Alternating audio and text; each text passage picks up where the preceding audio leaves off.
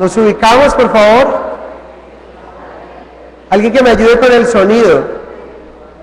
Marcos capítulo 12.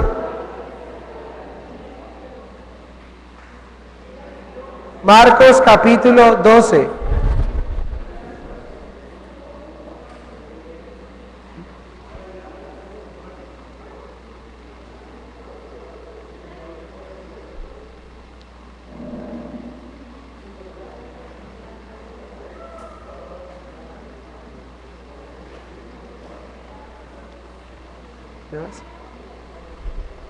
Tenerlos ahí, interesante que vino la dueña. Pero no creo que haya inconveniente, pero de todas maneras bien ordenadito. No, bien ordenaditos y tal. Pregúntale a Claudia a ver qué piensa.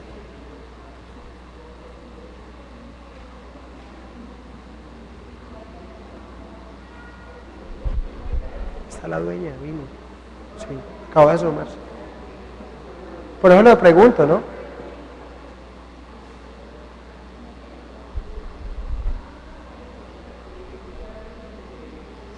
Bueno, ¿qué tal si abrimos nuestras Biblias? Creo que, Andrés, ayúdame suena como encajonado. ¿Qué tal si abrimos nuestras Biblias en Marcos capítulo 12? ¿Me escuchan bien? Marcos capítulo 12. Estamos en la recta final de Marcos. Ha sido muy chévere y este capítulo ha sido muy interesante. Vamos a leerlo y lo estudiamos y pedimos la sabiduría, la guía del Espíritu Santo para nuestro corazón en esta mañana. Marcos capítulo 12.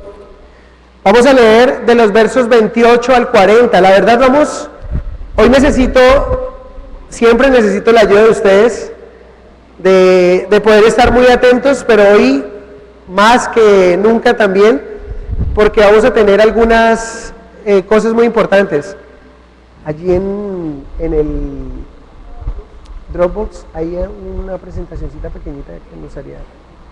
Está ahí, se ven, dice filactería y todo eso, si podemos verlo. Cuando hable de la Shema Israel, estás atento, ¿sí? Filactería y mezuzá, filactería y mezuzá, ¿sí? Está en PowerPoint.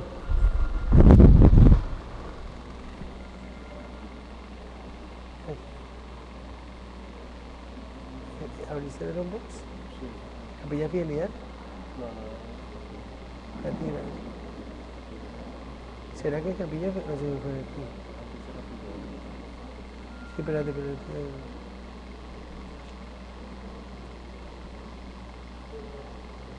Ay. Entonces Capilla. Entremos a Capilla. ¿Cómo se llama? Es una presentación PowerPoint de 2 foticos. Sí, ahí está. Ahí. Dale. Míralo a ver si es. No, entonces yo creo que estás ahí montado en Dropbox solamente. Porque no lo monté. Se llama filactería. Sí, filactería es un. ¿Cómo se llama Marcos? No, es así como cuando presento algo.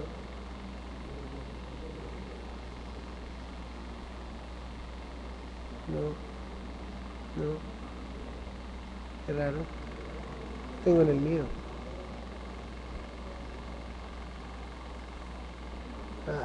Bueno, vamos a hacerle Marcos capítulo 12, por favor. Marcos capítulo 12, de los versos 28 en adelante. Marcos capítulo 12, versos 28 en adelante. Acercándose uno de los escribas que los había oído disputar y sabía que les había respondido bien, le preguntó: ¿cuál es el primer mandamiento de todos?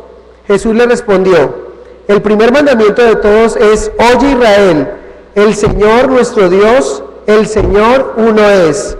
Y amarás al Señor tu Dios con todo tu corazón y con toda tu alma y con toda tu mente y con todas tus fuerzas. Este es el principal mandamiento. Y el segundo es semejante: amarás a tu prójimo como a ti mismo. No hay otro mandamiento mayor que estos. Entonces el escriba le dijo: bien, maestro, verdad has dicho, que uno es Dios y no hay otro fuera de él, y el amarle con todo el corazón y con todo el entendimiento y con toda el alma y con todas las fuerzas, y amar al prójimo como a uno mismo es más que todos los holocaustos y sacrificios. Jesús entonces, viendo que había respondido sabiamente, le dijo: no estás lejos del reino de Dios. Y ya ninguno osaba preguntarle. Enseñando Jesús en el templo, decía: ¿cómo dicen los escribas que el Cristo es el hijo de David? Porque el mismo David dijo por el Espíritu Santo: dijo el Señor a mi Señor: siéntate a mi diestra hasta que ponga a tus enemigos por estrado de tus pies. David mismo le llama Señor, ¿cómo pues es su hijo? Y gran multitud del pueblo lo oía de buena gana. Y les decía en su doctrina: guardaos de los escribas, que gustan de andar con largas ropas y aman las salutaciones en las plazas, y en las primeras sillas y en las sinagogas y en los primeros asientos en las cenas, que devoran las casas de las viudas, y por pretexto hacen largas oraciones. Estos recibirán mayor condenación.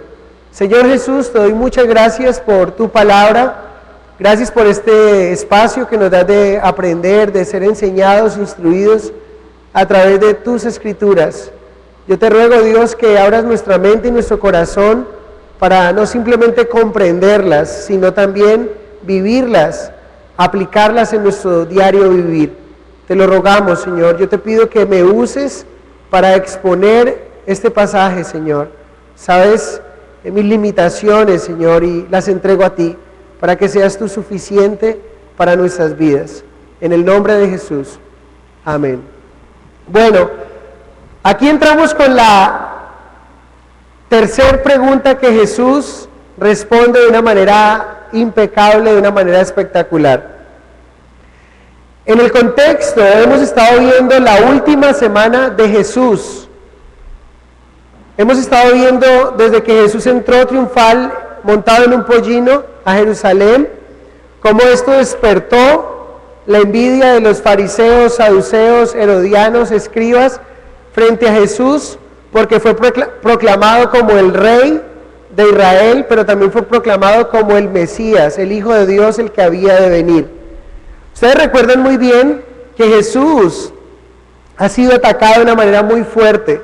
Los fariseos y herodianos le preguntaron a Jesús acerca del tributo, porque querían colocarlo en contra.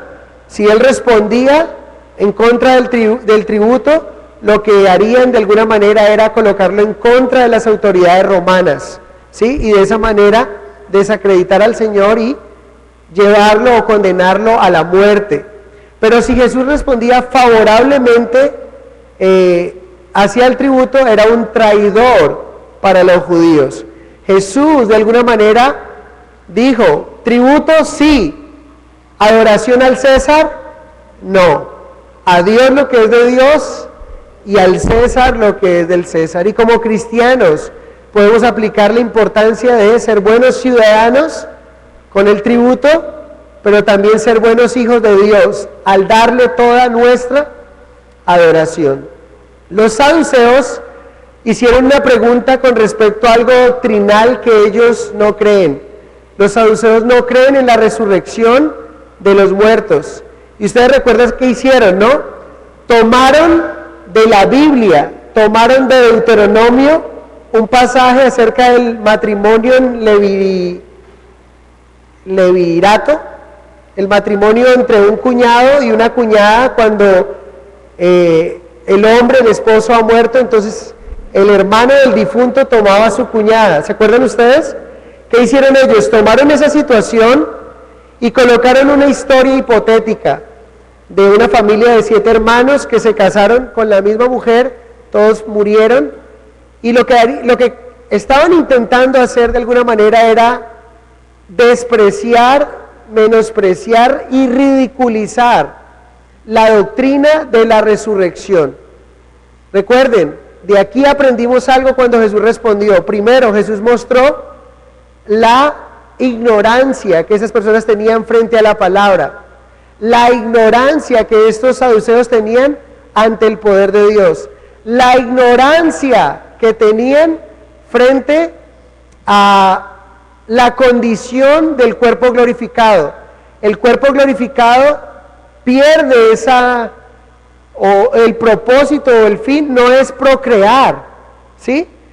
¿Se acuerdan ustedes que vimos esto? Y también vimos que ignoraban la interpretación de las Escrituras. Cuando Dios llamó a Moisés en la zarza ardiente y le dijo que él era un Dios de vivos y no un Dios de muertos. Y que cómo entonces Abraham, como Isaac, cómo Dios dice esto si Isaac y Abraham ya habían muerto, dándonos a entender de que sí hay resurrección.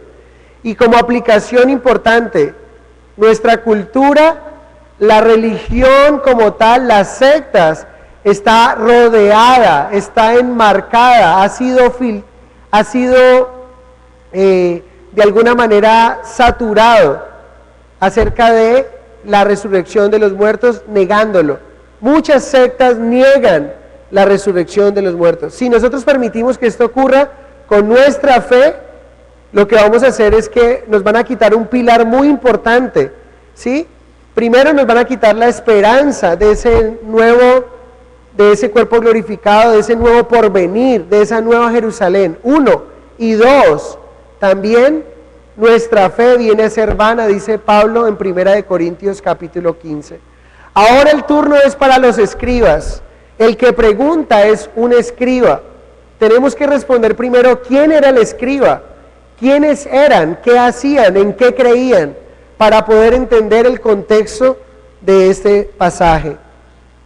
Hasta aquí podríamos ver en el verso 28, se acerca uno de los escribas que había escuchado disputar a Jesús y que había respondido de una manera muy sabia y pregunta, ¿cuál es el primer mandamiento de todos? Hasta aquí Jesús ha silenciado a los fariseos, ¿sí? A los saduceos. Los fariseos deben de sentir como un fresquito, como un gozo, entre comillas, y un gozo como, recuerden ustedes, los saduceos no creen en la resurrección, y cuando ellos hicieron esta pregunta, si Jesús no la sabía responder, no solamente vencían a Jesús, sino que también estaban en contra de los fariseos, quienes creían en la resurrección.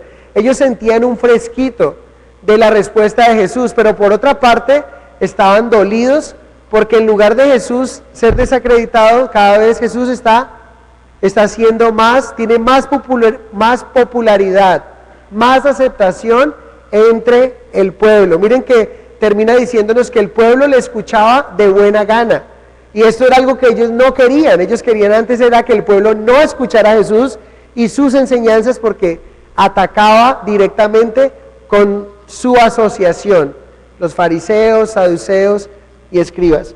Ahora, ¿quiénes son los escribas? Son conocidos como los expertos de la ley. Los escribas se mantuvieron como los intérpretes de la ley, ¿sí? Eran maestros de la ley.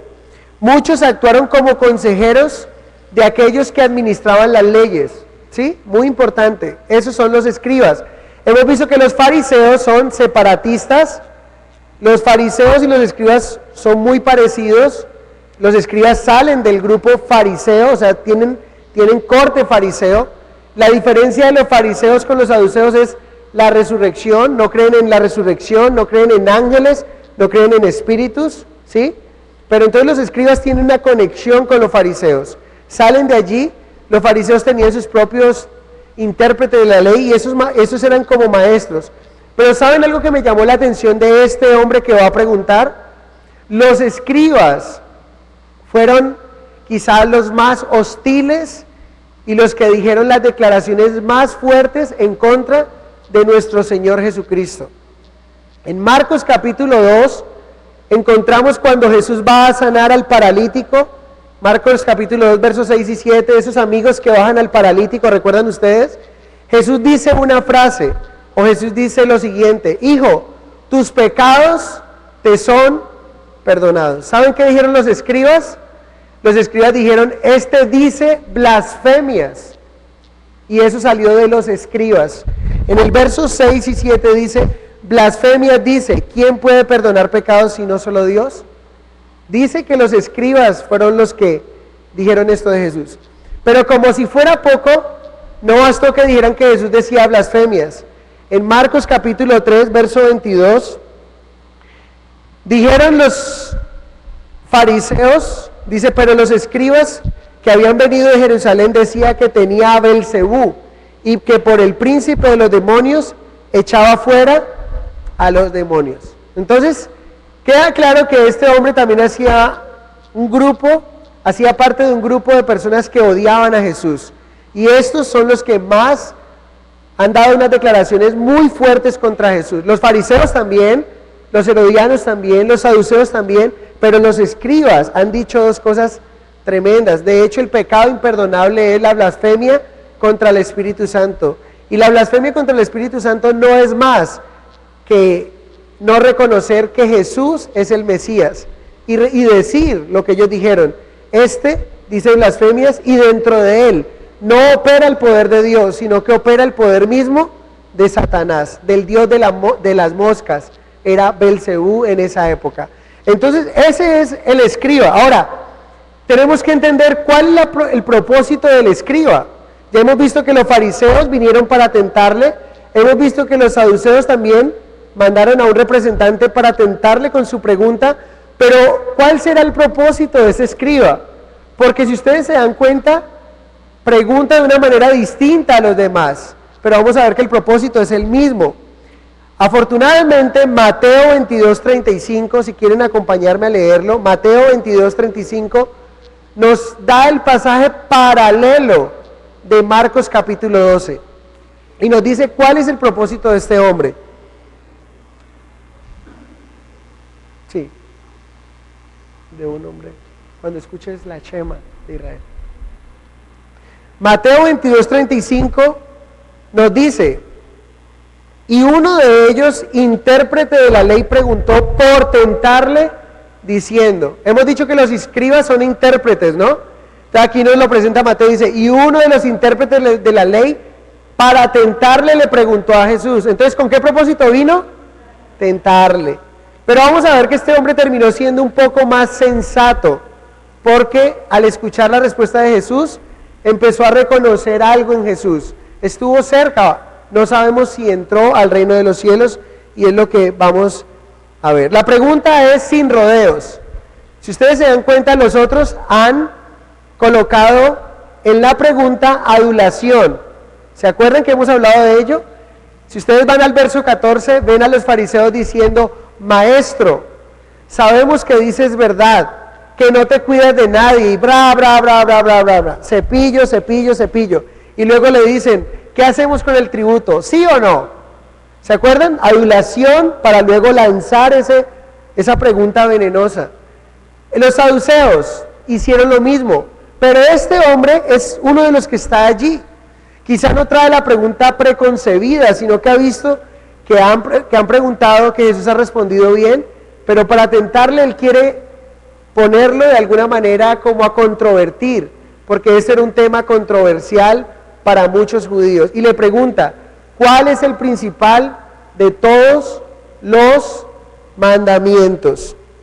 ¿Saben algo? Cuando uno ve a los fariseos, a los escribas, a los saduceos y a todo este tipo de personas, podríamos decir de ellos, realmente, porque los fariseos el Señor les dio una respuesta contundente, a los saduceos de la misma manera, y a este escriba también, pero ellos un día, si no se arrepienten o si no se arrepintieron de esa posición que tenían frente a Jesús, un día serán culpables delante de Dios en el juicio por lo que dijeron de Jesús, pero no creyeron de Él. Y saben, estos hombres, podría decirse lo que algunos de ustedes han visto, es escrito una oración, que es como si Jesús le reclamara esto a esos hombres: me llamas maestro y no quieres aprender de mí, me llamas luz y andas en tinieblas, me llamas camino y no me sigues, me llamas vida y te apartas de mí, me llamas verdad y no me crees, me llamas guía y desprecias mis mandamientos, me llamas bueno y no me amas, me llamas eterno y piensas solo del mundo, me llamas noble y en vilezas te deleitas, me llamas todopoderoso y no me temes, cuando llegues delante del juicio no me culpes. ¿Sí? Esto se podría decir a estos hombres, porque le dijeron muchas cosas bonitas al Señor, pero no lo creyeron, pero serán culpables por lo que declararon con sus bocas lo que realmente es Jesús, pero nunca lo creyeron. Que no nos pase a nosotros esto mismo. La pregunta es muy importante. ¿Por qué la pregunta es importante? La pregunta es porque algunos discutían entre cuál de los mandamientos era grande o pequeño, pero otros decían que todos los mandamientos son obligatorios y que era muy peligroso hacer cualquier distinción. Entonces la pregunta es bien difícil de responder por algo. Primero, los judíos no tenían, cada vez que nosotros decimos mandamientos, ¿en qué pensamos? ¿En qué pensamos cuando decimos los mandamientos? ¿O en cuántos pensamos? Mejor la pregunta. Pensamos en el decálogo, pensamos en 10 mandamientos. Vuelvo y voy a ofertar $20 en este momento al que me diga los 10 mandamientos como están en la Biblia, ya sin buscarlos. ¿Alguien? Se siguen perdiendo de ser bendecidos. Tremendo, ¿no? Bueno, sigamos. Cuando pensamos en mandamientos pensamos en 10, pero realmente no eran 10, eran 613 mandamientos, de los cuales 248 eran positivos y 365 eran negativos según su lista. Me llama la atención que 365 sean negativos, o sea que tenemos de Dios, así como alguien dijo que hay 360 no temas, también tenemos un 365 comandos o demandas de Dios diciéndonos no hagas. ¿Cuál será el que Dios nos ha dicho esta mañana?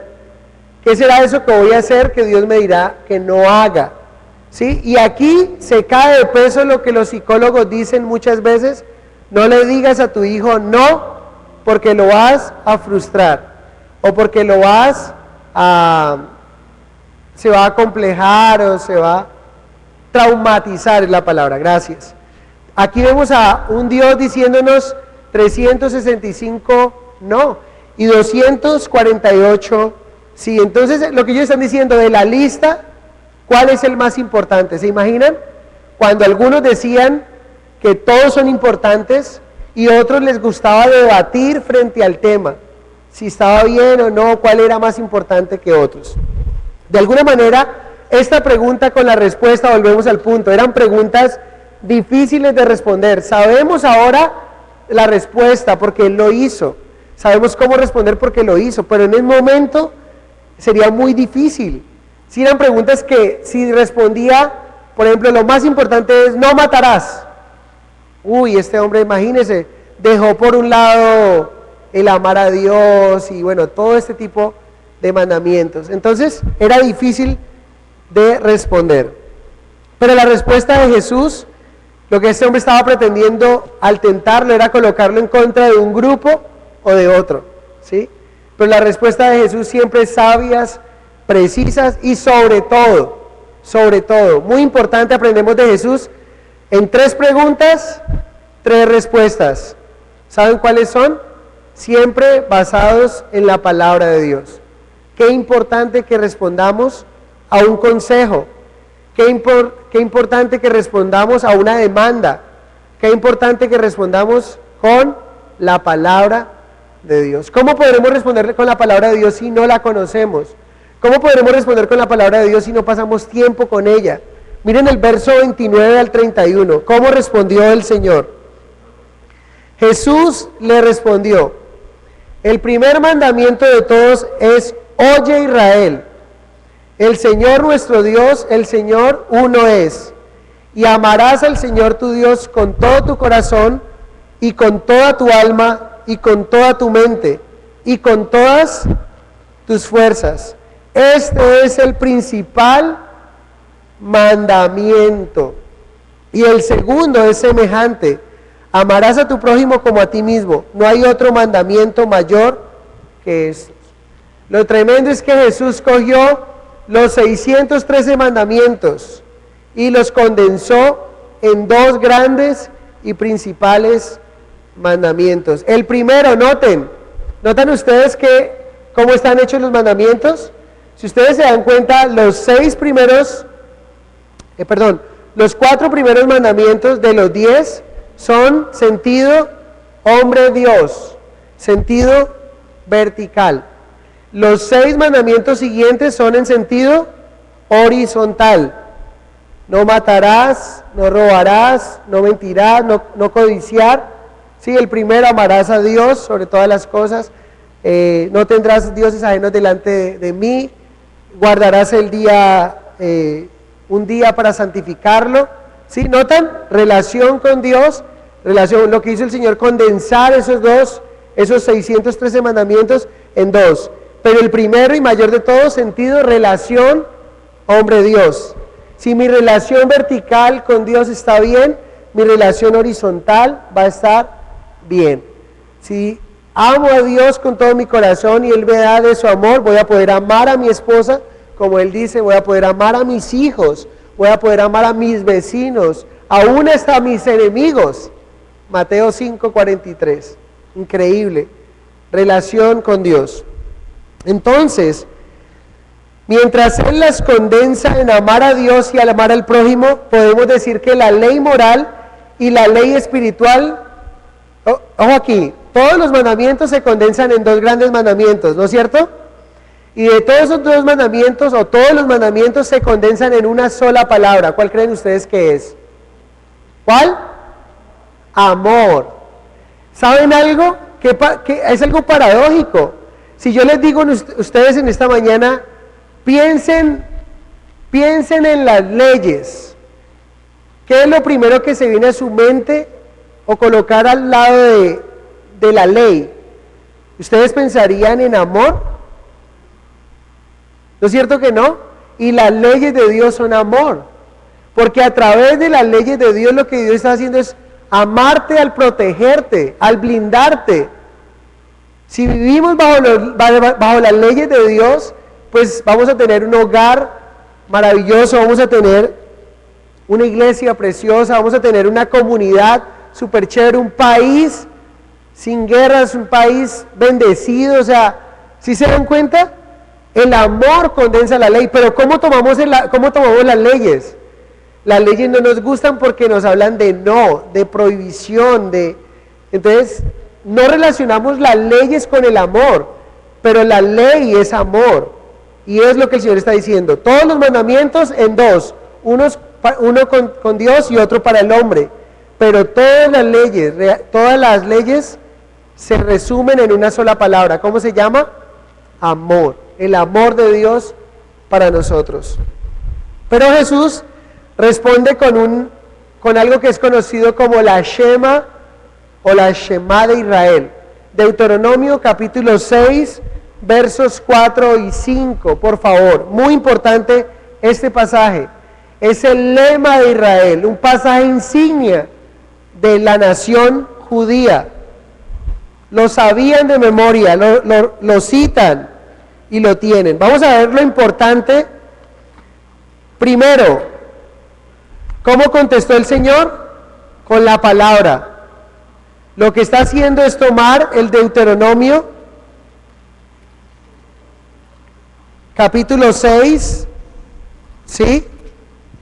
Versos 5 en adelante. ¿Estamos? Dice así: amarás a Jehová tu Dios de todo tu corazón y de toda tu... desde el 4. Oye Israel, Jehová nuestro Dios, Jehová uno es.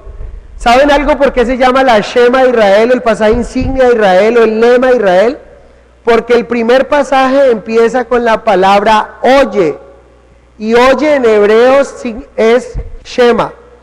Entonces ellos lo conocen como la Shema de Israel. Oye Israel, Jehová tu Dios, uno es. Interesante. Verso 5, y amarás a Jehová tu Dios de todo tu corazón, de toda tu alma y con todas tus fuerzas. Y estas palabras que yo te mando hoy estarán sobre tu corazón. ¿Dónde debían ponerlas? En el corazón. Y las repetirían a los hijos, hablando de ellas estando en casa y andando por el camino y al acostarse y cuando se levanten. Y las atarás como una señal en tu mano y estarán como frontales entre tus ojos.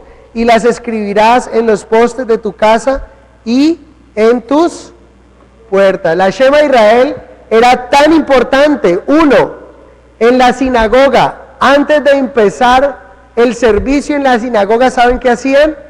Recitaban, lo hacían y lo seguían haciendo, y aún hoy, en los días de Jesús, y aún hoy, lo que hacían era citar, así daban apertura al servicio. ¿Se pueden ustedes imaginar qué espectacular? Recordando quién es Dios, diciéndoles: Israel, Jehová uno es, y debes de amarlo con toda tu mente, con todo tu corazón, con toda tu alma, con todas tus fuerzas. Qué manera tan espectacular de empezar el servicio, ¿no? Sabiendo quién es Dios y cómo debemos amarle. Segundo, las filacterías judías tenían esto. ¿Qué es una filactería? He traído una foto, de pronto no puedan apreciarla muy bien. No, la otra. Bueno, ven a este hombre con una cajita aquí. Era una cajita de cuero. Y si ustedes se dan cuenta, dice: la tendrás como frontal en tus ojos, aquí. ¿Sí? Y lo escribirás, lo pondrás en tu mano. Miren ahí cómo tiene amarrada otra cajita en su brazo. Dentro de esa cajita venía lo que era la Shema de Israel. ¿Sí? Ellos lo tomaron literalmente y oraban a través de este pasaje. Pero realmente el Señor quería que lo llevaran a su corazón, que más que saberlo, conocerlo, recitarlo, lo vivieran. Y es lo que el Señor hoy nos va a enseñar. Eso es lo que llama una filactería. Entonces no solamente en la iglesia, en el templo, en la sinagoga lo hacían, sino que además en las filacterías era lo que tenían. Y esa es otra que de pronto ustedes pueden conocer. ¿Ven el circulito que está al lado de allá? Eso es una puerta y ese es un dintel. Eso se llama el mezuzá, no sé cómo se pronuncia. El mezuzá era una cajita de madera, una cajita de bronce, donde tenía en pergamino lo que era el Shema de Israel. Oye Israel, Jehová tu Dios, uno es, y amarás. Estaba allí. También estaba el pasaje de Deuteronomio 11, del 13 al 21. Entonces, cuando usted va a una casa judía, encuentra en el dintel del lado derecho, en la parte superior, encuentra esa cajita. ¿Qué contiene? La Shema de Israel. ¿Saben? Me parece como una aplicación súper linda el poder tenerlo, más que una religión, más que la protección, o que como que hacen muchos hoy día, tienen el Salmo 90 abierto en la casa. Pero eso no va a ser de nada, no va a servir de provecho si yo no vivo de acuerdo como dice la palabra. Entonces, más que un amuleto o más que tenerlo allí, es lindo poder tener cosas que nos recuerden quién es Dios y qué ha hecho por nosotros. El pueblo sabía, por eso el Señor cuando contestó con el pasaje más importante, uno de los pasajes más importantes para los judíos. La pregunta es: ¿qué grupo podría decir: hey, un momentico, ¿cómo dice usted eso? Si ellos honraban ese pasaje, era el pasaje el lema de ellos, ¿me hago entender? Tanto fariseos como saduceos, ¿sí? Era el pasaje el lema de todo judío, de los escribas y todo. Jesús está contestando con la palabra de Dios. La Shema era la base del monoteísmo, era lo que diferenciaba a los judíos de las otras religiones. ¿Por qué? Porque las otras religiones se caracterizaban, ¿por qué? Por tener muchos dioses, lo que es el politeísmo, gracias. Monoteístas, un solo Dios, un solo Señor, ¿sí? Y esa era la marca diferencial. Pero además de esto, si ustedes se dan cuenta, este único Dios estaban pidiendo que le amara con el corazón, con el alma, con la mente, con la fuerza. El corazón representa el centro mismo de la existencia del hombre. Cuán importante es amar a Dios con nuestro corazón, ¿sí?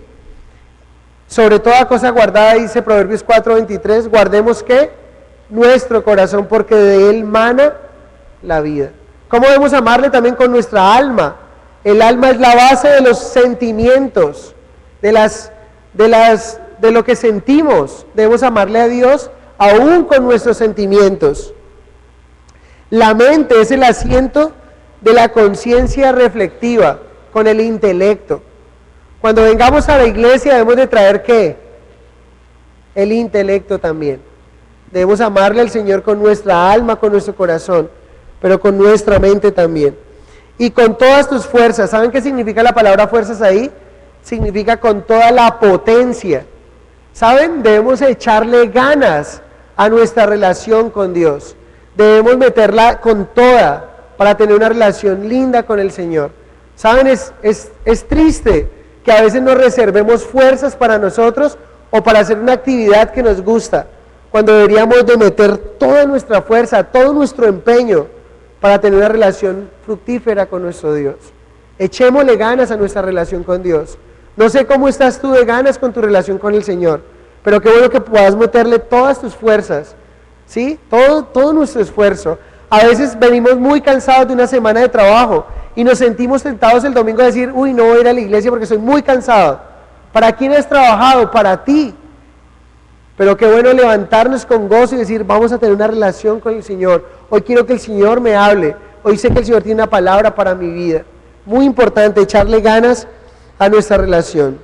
Ahora, en pocas palabras, aquí lo que el Señor no quiere hacer, de alguna manera, es como diferenciar o separar al hombre. Lo que significa corazón, alma, mente y fuerzas, es que el hombre debe amar a Dios con todas las facultades con las cuales Dios le ha dotado, con el corazón, con su alma, con su mente y con sus fuerzas. Recuerden que los judíos, ¿de dónde provienen las fuerzas? ¿Por qué levantan las manos? Porque reconocen que todo viene. ¿Cuál es la palabra que se repite 4 veces? Todo, muy bien. Cuando algo se repite es porque es muy importante, se dan cuenta que es con todo, no con parte de mí, sino con todo de mí, 4 veces.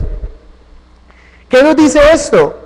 El punto principal es que el sincero amor de Dios, manifestado a través de sus leyes, manifestado a través de su Hijo, ¿sí? El amor de Dios, el sincero amor de Dios, debe ser correspondido de nosotros con todo, no con media parte de nosotros. No deberíamos de ser cristianos a medias o cristianos a medias tintas. ¿Saben qué ejemplo se me vino a mi mente? Que los cristianos deberíamos de ser cristianos, dicen muchos algunos. Parece una empanada sin mugre de carne.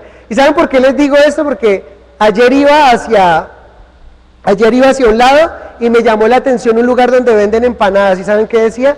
Empanadas rellenas de carne. O sea, eso es algo extra. Que usted encuentre una empanada con carne, de hecho siempre dicen de las empanadas, si usted le encuentra carne, reclame premio. ¿Sí o no? Entonces nosotros deberíamos de ser cristianos empanadas, donde la carne muere y Cristo es el que reina en nosotros. El guiso, pues, hablando, o sea, todo el condimento del Señor en nuestras vidas. Como por decir un ejemplo, ¿me hago entender? Me sorprendió ese título ahí, empanadas rellenas de carne, porque no es usual una empanada con carne. Entonces, un cristiano debería vivir a plenitud de la llenura del Espíritu Santo de Dios, a plenitud de corazón para Dios, a plenitud de ganas, de fuerza. Pero ¿qué encontramos hoy? Encontramos unas empanadas, encontramos unos cristianos llenos de carne. ¿Sí se dan cuenta? Lo que no deberíamos tener, porque una empanada que respete no tiene ni mugre de carne, hablándolo como así, coloquialmente. Entonces deberíamos de ser de esa manera, pero el Señor está diciendo, el primer mandamiento es, amémoslo con nuestro corazón, con nuestra alma, con nuestra mente y con nuestras fuerzas. Y el segundo mandamiento, ¿qué es? Es semejante al primero. ¿Semejante en qué? Semejante en el mismo sentido, que ambos requieren amor. ¿Sí? Tanto requiere que yo ame a Dios primero, Él reclama mi amor, pero también que amemos a aquellos que son nuestro prójimo. Entonces amarás a tu prójimo como a ti mismo. El hombre ha sido creado con amor para sí mismo, noten. ¿Sí? Es un engaño, una mentira de la psicología que te dice a ti, apréndete a amar a ti mismo para que aprendas a amar a los demás. Mentira, lo que está haciendo es alimentarte tu orgullo.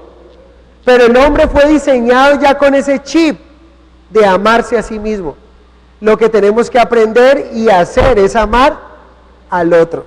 Por eso hay personas que dicen, no, lo que usted tiene que hacer es amarse un poquito, aprenderse a amar. Mentira.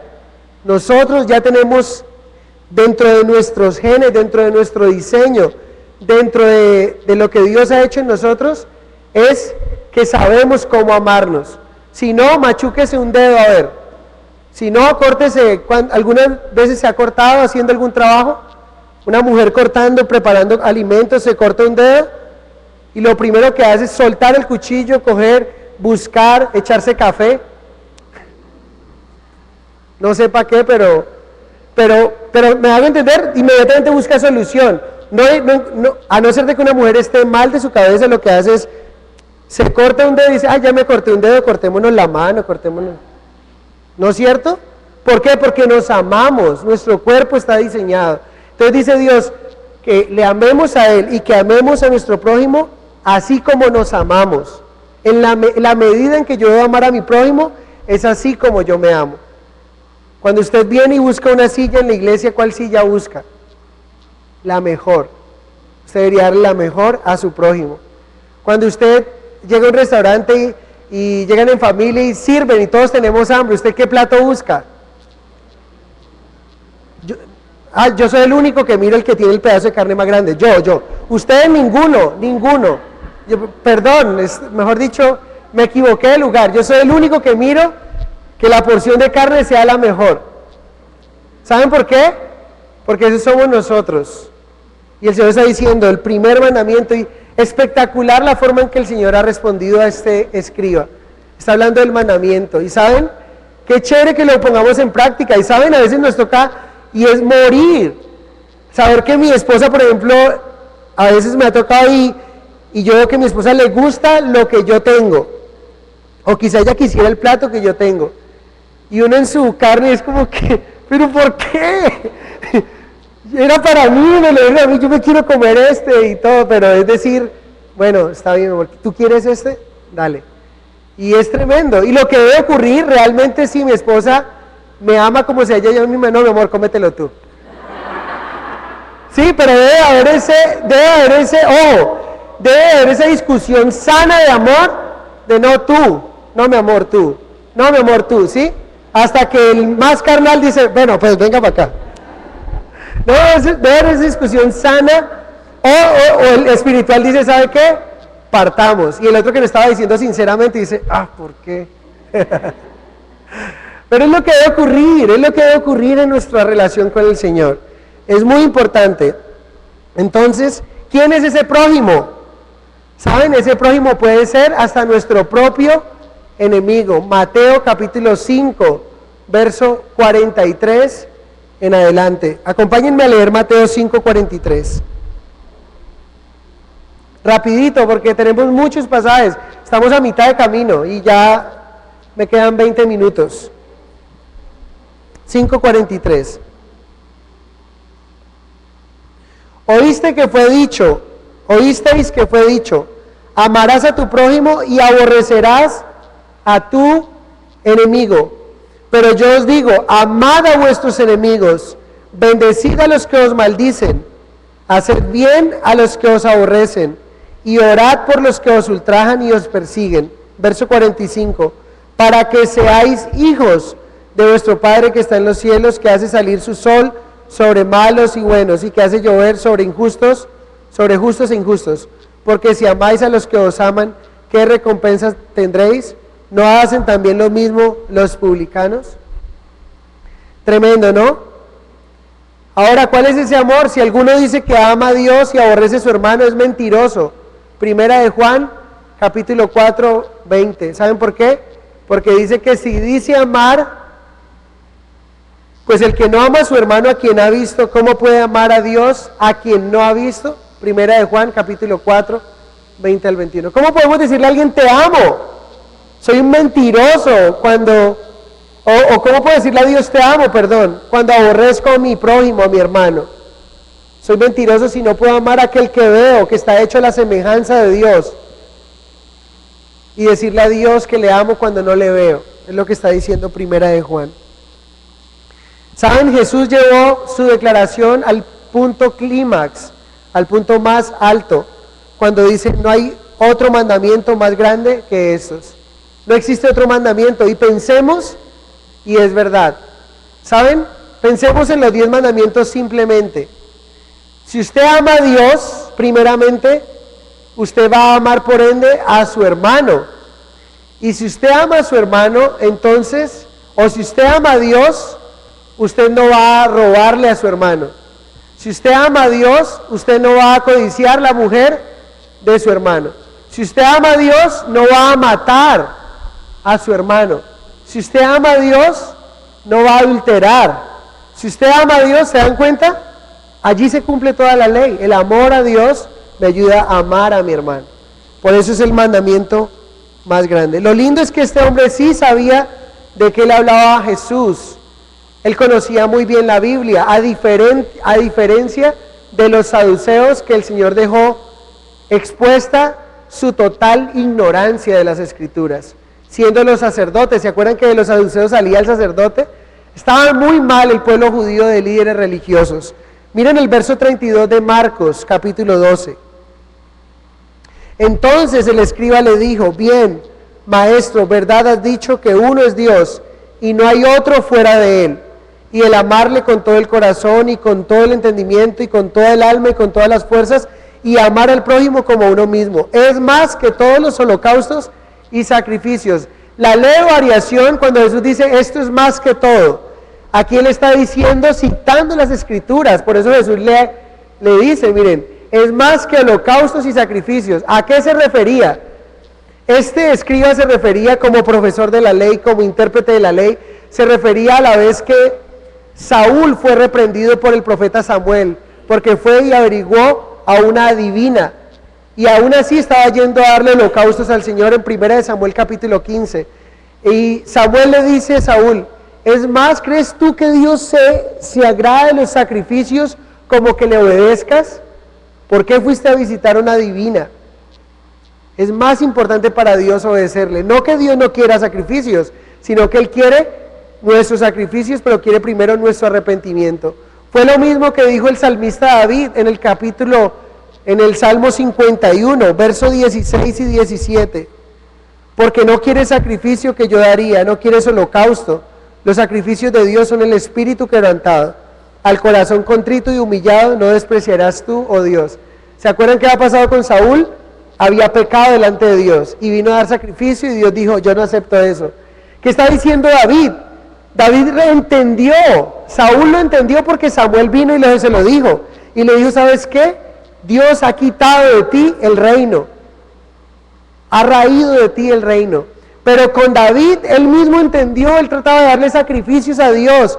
Pero él dice, Señor, no aceptaría de mi sacrificio, lo que quieres de mí es un corazón contrito y humillado. Lo que el Señor quiere es que más que saber la Biblia, más que conocer cuál es el mandamiento grande, es que lo podamos vivir en el día a día. Que haya arrepentimiento genuino, es lo que dice el Señor allí. Isaías 1:10, cuando el profeta Isaías llamó al pueblo al arrepentimiento. Oseas 6, del 6 al 8, Miqueas capítulo 6. Muchos pasajes hablan de lo que este hombre estaba diciendo. Jesús dice, primer mandamiento, amar a Dios y amar al prójimo. Después de eso no hay nada. Y él dice, bien has dicho, amar a Dios y amar al prójimo es mejor que venir y hacer cosas para Dios. Miren, este hombre está diciendo las Escrituras, está entendiendo, está haciendo uso de la mente. Y en ese momento, verso 34 de Marcos 12, Jesús le dice, entonces Jesús viendo que había respondido sabiamente le dijo, wow, sorprendente, no se lo dijo a los escribas, no se lo dijo a los herodianos, no se lo dijo a los saduceos, no se lo dijo a los fariseos, herodianos, ni saduceos, pero se lo dice solo a ese escriba, no estás lejos del reino de Dios. Y ya ninguno osaba en preguntarle. Quiero hacer una aplicación aquí. No importa cuán cerca te encuentres del reino de Dios, es importante que entres a Él. Él iba a un buen camino. Si seguía un paso más, ese hombre iba a entrar al reino de Dios. Porque vamos a ver que lo que el Señor quiere es que Él le reconozca a Jesús como el Hijo de Dios. Vamos a verlo en la otra sección. Pero quiero decirte, no importa cuán cerca te encuentres del reino de Dios, es importante que estés seguro que estás dentro de Él. Que si mueres hoy, ¿para dónde vas? Esto fue lo que Jesús le dijo a Nicodemo en el capítulo 3 de Juan, verso 5. Nicodemo, Nicodemo, es necesario nacer de nuevo, porque si no naces de nuevo, no naces de agua y de espíritu, no podrás entrar en el reino de Dios. Es necesario entrar en el reino de Dios, no solamente estás cerca, tú puedes que estés a un pelo, a un paso de estar al reino de Dios, pero no entrar en él. ¿Conocemos a hombres así? Absolutamente. Judas estuvo 3 años cerca del reino de Dios. Wow. Judas estuvo cerca del reino de Dios, ¿se acuerdan? Estuvo con Jesús, manejó las finanzas, pero no entró. ¿Cómo sabemos que no entró? Juan capítulo 17, cuando Jesús ora, dice: Padre, todos los que me has dado, ninguno se perdió, solo el hijo de perdición. Hechos capítulo 1, cuando van a escoger al apóstol número 12 que lo iba a reemplazar, dice: tomando el dinero de su iniquidad, compró un campo y se fue a su lugar. ¿A qué lugar se fue? Al lugar de iniquidad, al lugar donde él se perdió. ¿Estuvo cerca? Absolutamente. Estuvo recostado al pecho de Jesús, pero se perdió. Pilatos estuvo cerca del reino de Dios, pero no entró a él. ¿Se acuerdan? Dice que sabía que por envidia le habían entregado. Su esposa le dijo: no tengas nada que ver con este justo. Cuando lo entregó dijo: este hombre no encuentro nada, es inocente. Su propia declaración lo llevará un día a juicio delante de Dios. Y como para completar, de alguna manera, Pilatos, cuando se lava las manos, estaba haciendo un acto simbólico, pero realmente era culpable, porque había escuchado la voz de su esposa, había visto cómo Jesús era inocente, y dice: no encuentro nada, este hombre es inocente, cerca del reino de Dios. ¿Saben quién más? El rey Agripa. Hechos capítulo 26-27, Pablo le expone las escrituras, y ¿saben qué le dice? El rey Agripa le dice: ¿crees en los profetas? Y él le dice: sé que crees. Y luego le dice el rey Agripa: por poco me persuades para ser cristiano. ¿Y sabe qué le dice el apóstol Pablo? Le dice: quisiera que por poco, o por mucho, ¿sí? Pero ese hombre estuvo un tanto quizá de ser cristiano, pero nunca lo fue. Aunque algunos dicen que la interpretación correcta era que por poco, como el rey Agripa menospreciando el evangelio. O sea, ¿crees que por eso tampoco esa cháchara que me acabas de decir, de que vamos a resucitar de los muertos, crees que por esa cháchara yo me voy a convertir? No estás ni tibio, Pablo. Y Pablo le dice: quisiera que por poco o por mucho, rey Agripa. Hechos 26, del 27 al 29. No importa cuán cerca estés, lo importante es que estés dentro del reino de Dios. Verso 35. Enseñando Jesús en el templo decía: ¿cómo dicen los escribas que el Cristo es el hijo de David? Hace una pregunta. ¿Cómo dicen los escribas que el Cristo es el hijo de David? Ahora Cristo va a llevarlos, ojo, está preguntando a los escribas: ¿cómo dicen los escribas que el Cristo, lo que quiere decir Jesús con esta pregunta es: ¿cómo dicen los escribas que el Cristo tan solo, tan siquiera es hijo de David? Hablando de su linaje humano, pero negando su autoridad divina. ¿Cómo dicen los escribas que cuando leen el Salmo 110, el Salmo profético por excelencia que dijo David, que lo vamos a ver, cómo dicen tan solo, tan pobremente consideran el Salmo 110 que el Mesías vendría por linaje de David, simplemente un humano más, cuando es divino? Y vamos a ver que se refiere a él mismo. Verso 36. Porque el mismo David dijo, por el Espíritu Santo, dijo el Señor a mi Señor, siéntate a mi diestra hasta que ponga a tus enemigos por estrado de tus pies. David mismo le llama Señor, ¿cómo pues es su hijo? Y gran multitud del pueblo le oía de buena gana.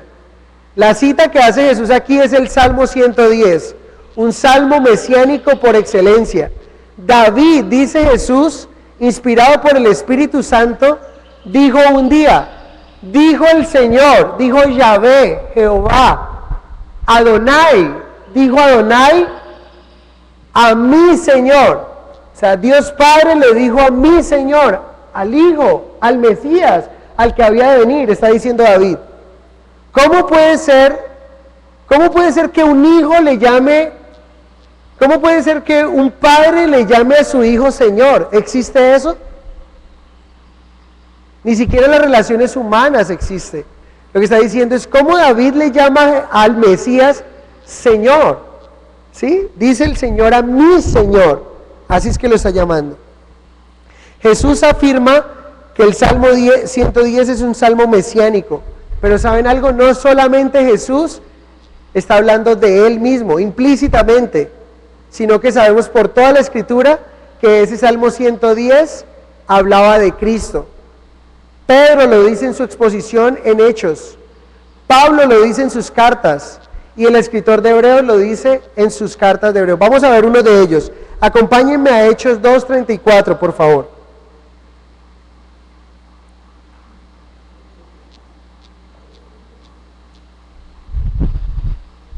Hechos 2:34.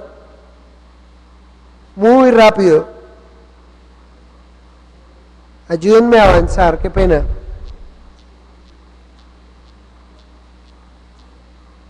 ¿Estamos? Lo que quiero llevarlos con esto, ojo, aquí abiertamente Él les está llevando un entendimiento como si fuera ay, se me va la palabra, como una encrucijada, como lo que hicieron con Salomón, lo que puso Salomón.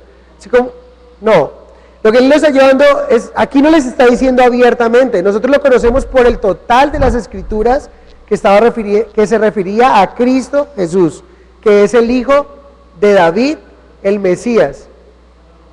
No tanto analogía, pero miren el verso 34 de Hechos 2.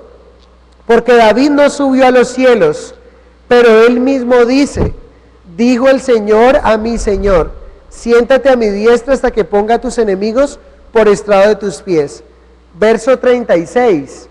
Sepa pues ciertísimamente toda la casa de Israel, ya esta es la predicación de Pedro, que a este Jesús a quien vosotros crucificasteis, o sea que ellos no lo entendieron, lo mataron, y aquí les está diciendo, al que ustedes crucificaron, citando la misma palabra, Dios le ha hecho ¿qué?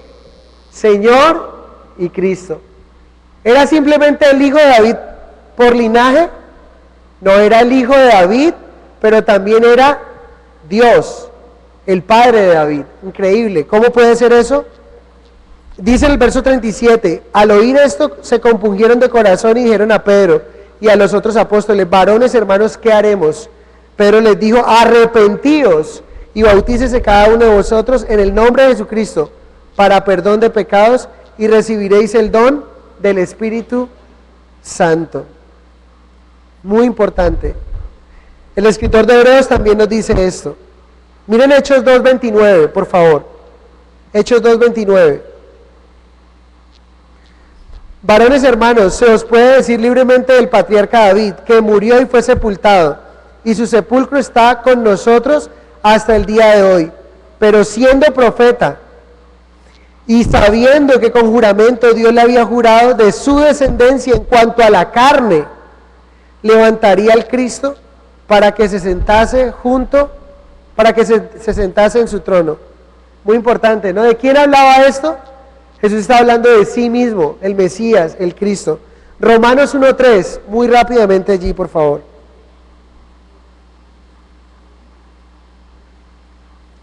Acerca de su Hijo nuestro Señor Jesucristo, que era del linaje de David, según la carne, que fue declarado hijo de Dios con poder.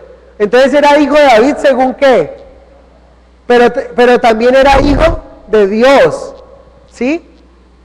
Ese es el Mesías, que fue declarado hijo de Dios con poder según el Espíritu de Santidad por la resurrección entre los muertos. Segunda de Timoteo 2:8, lo pueden buscar en sus casas. Acuérdate de Jesucristo del linaje de David, resucitado de los muertos, conforme a mi evangelio, le dice Pablo a Timoteo. Muchas escrituras dándonos a entender que Jesucristo, el Hijo de Dios, el Mesías, estaba hablando con ellos, pero ellos no amaron a Dios. Sabían qué decía la ley: ama a Dios con todo tu corazón, con toda tu alma, con toda tu mente, con todas tus fuerzas, pero realmente se quedaron cortos en la práctica, porque tenían a Dios mismo ahí y no le amaron de esa manera. Se resistieron a rendirse ante Jesús. Cuando Jesús dice, David mismo le llama Señor, ¿cómo pues es su hijo? No significaba que el Mesías no podría venir de David, sino que tan solo no era una descendencia física, era mucho más que eso. Entonces lo que quería era que cuando vieran esa escritura entendieran que Jesús, el Mesías, tenía el linaje de David, pero también era el Señor y el Dios. ¿Es claro o no es claro? Es lo que Jesús está llevando a entender a los escribas. Entonces, Jesús está diciendo, todo aquel que me rechaza a mí, rechaza al Señor de David. Es más que todo, es como implícito, como aplicación. ¿Qué podríamos decir? Si tú y yo no reconocemos a Jesús, podemos como nuestro Señor y Salvador, como el Mesías, como el Rey, el Hijo de David, en carne, pero el Señor Dios Todopoderoso, en espíritu, en su resurrección, no voy a poder tener salvación. ¿Sí? Es muy importante. Y gran multitud le escuchaba de buena gana. ¿Saben algo? No basta simplemente con escuchar de buena gana. Esas personas escucharon de buena gana, pero más adelante, 3 días después, 2 días después, se van a unir al coro de voces diciéndole, crucifíquenle. No basta simplemente con oír de buena gana el mensaje de Jesús. Otro ejemplo que tenemos, Herodes Antipas, escuchaba de buena gana a Juan el Bautista. Marcos 6, el verso 20 nos dice que le escuchaba de buena gana. Marcos 6, verso 27, nos dice que le estaba mandando a decapitar. No simplemente basta con estar cerca del Señor, no simplemente basta con oír un mensaje de buena gana, es necesario creer y ponerlo por obra. ¿Sí? Ejemplos: Pilatos estuvo cerca del reino pero no entró, Judas estuvo cerca del reino pero no entró. Herodes Antipas escuchaba de buena gana, pero mandó a matar, a decapitar a aquel hombre que escuchaba de buena gana. ¿Se acuerdan ustedes? Marcos capítulo 6. Interesante, la palabra de Dios nos lleva a aplicación. No ser oidores, sino hacedores. Por último, Jesús termina diciéndoles esto. Ellos han quedado en silencio, no tienen nada que decir contra el Señor, pero el Señor sí tiene que decir mucho en contra de ellos. ¿Creen ustedes que el Señor iba a dejar el ambiente con una sensación, bueno, y entonces ¿qué hacemos? Están escribas, herodianos, fariseos, saduceos, 4 grupos ahí presentes. Jesús, ¿a quién? ¿Qué hacemos? Jesús va a dejar en claro que Él es Dios y que por Él se la deben juzgar y a Él deben adorar como Hijo de Dios. Pero ellos ya no tienen nada que decirle en contra de Él, pero Él sí tiene mucho que decirles a ellos y los va a acusar para dejar en el ambiente que todos esos seguidores que están ahí, que los que quieran pasar de ser de bando herodianos a cristianos, que los que quieran dejar de ser saduceos a cristianos, que los que quieran dejar de ser escribas a cristianos lo pueden ser, reconociéndolo a Él. Miren lo que les dice, versos 38 al 40. Guardaos de los escribas que gustan de andar con largas ropas y aman las salutaciones en las plazas y las primeras sillas en las sinagogas y los primeros asientos en las cenas, que devoran las casas de las viudas y por pretexto hacen largas oraciones. Estos recibirán mayor condenación. Punto final. Ustedes me han dicho todo esto y yo tengo que decir 6 cosas de ustedes. Primero, que se guarden de ellos, porque a ellos les gustan de andar larga ropa. La ropa los distinguía del pueblo, ¿se acuerdan? Los fariseos con sus trajes se distinguían blancos, sepulcros blanqueados, por fuera blancos pero por dentro largas ropas. Creían que por eso estaban bien delante de Dios. No. Segundo, les gustaba las salutaciones en las plazas. ¿Saben qué les gustaba? Que les dijeran rabí. Eso los distinguía del resto del pueblo. Eran unos hipócritas, eran unos falsos maestros. Pero también les gustaba estar en las primeras sillas en la sinagoga. ¿Por qué? Porque en la primera silla se sentaban los distinguidos, los que iban a pasar a leer la ley. Entonces venían y se sentaban para que los distinguieran. Pero ¿qué más hacían? Tremendo. Devoraban las casas de las viudas. Cuarta cosa, ¿saben qué significaba eso? Parece ser que colocaban, y ahí, si ustedes se van a dar cuenta, va a introducirnos el Señor. Miren que todo tiene un contexto. La próxima semana veremos la ofrenda de la viuda pobre. Parece ser que estos hombres le exigían a las viudas más de lo que ellas tenían que dar o era justo dar. Devoraban la casa de ellas, ¿saben cómo? Parece ser que estos hombres, no hay nada que sustente algo así, pero parece ser que ellos iban y se ofrecían a las viudas para ayudarles con los temas de la sucesión, por así decir, de la heredad que ellas tenían, y les cobraban, las extorsionaban prácticamente. ¿Y saben qué hacían? Lo que hacían de alguna manera para tapar su pecado era hacer largas oraciones. O sea, entre más oraban por ellas, más las devoraban. Era lo que hacían. Tremendo, ¿no? Y el Señor está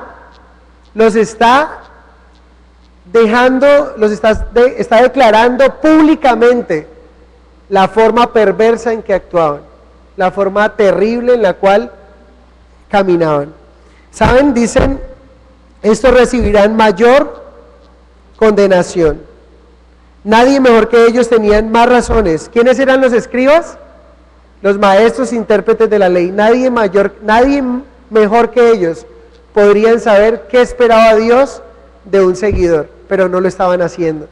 Y por eso, miren aquí, nos regala una perla el Señor Jesús. Hay mayor condenación. Quiere decir que hay grados de condenación según ese pasaje. Unos van a recibir condenación, que ya es difícil, pero otros van a recibir un mayor grado de condenación. Tremendo, tremendo, tremendo. Padre, gracias por tu palabra. Gracias porque nos animas a través de ella, Señor, a ser estudiosos. Hoy recordamos ese primer mandamiento con promesa, que es amarte con todo nuestro corazón, con toda nuestra alma, con toda nuestra mente, con todas nuestras fuerzas, Señor. Padre, pero también nos recuerdas que debemos amar a nuestro prójimo, y a través de esto, Señor, nos has mostrado también que todas las leyes se condensan en una sola palabra, y es el amor.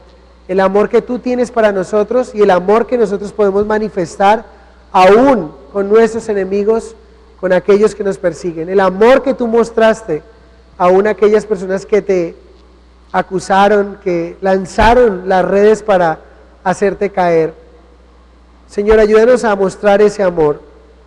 Ayúdanos a recordar que tú eres el Mesías, pero a reconocer que tú eres nuestro Señor, nuestro amo supremo. Porque si te reconocemos, vamos a tener esa salvación, que no basta simplemente con estar cerca del reino de Dios, no basta simplemente con escuchar de buena gana tu palabra, que es más necesario entrar al reino de Dios, y que es necesario también poner en práctica lo que escuchamos aquí, Padre. Vamos a salir ahora de aquí, Señor, y ayúdanos a amar a nuestros semejantes, como nosotros nos amamos a nosotros mismos, Señor. Ayúdanos a morir a nosotros, a dar ese lugar, a tener armonía en casa, con aquellas personas que nos rodean, Señor, con aquellas personas que están cerca de nosotros. Gracias te damos, Padre Celestial, y ayúdanos a guardarnos de las personas que se creen que son muy buenas, pero que realmente sus actos, su corazón está muy lejos de ti, Señor. Ayúdanos a guardar de las sectas, de las religiones que quieren permear nuestra fe y que quieren tumbar la doctrina fundamental de la resurrección que tú nos has dado, Señor. Gracias te damos por esta mañana. Te bendecimos, te adoramos, Padre, y te exaltamos. En el nombre maravilloso de tu Hijo Jesucristo. Amén y amén.